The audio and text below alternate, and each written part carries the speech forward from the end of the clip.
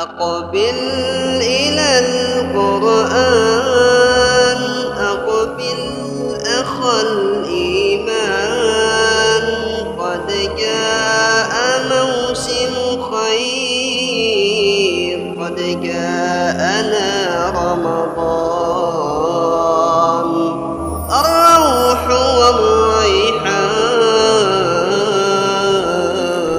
بسم الله الرحمن الرحيم. ها نحن في عاشر ليلة من ليالي شهر رمضان، وفي عاشر مجلس من مجالس برنامج الروح والريحان.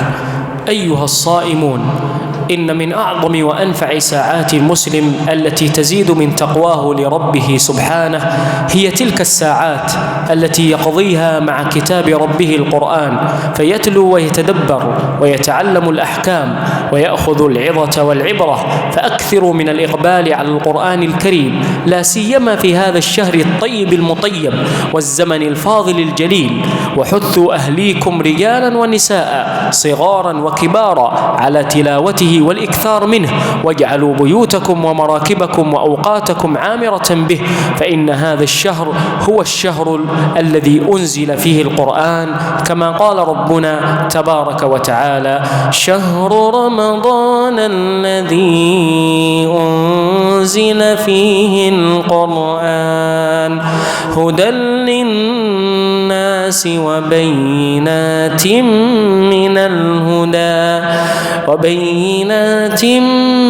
من الهدى والفرقان.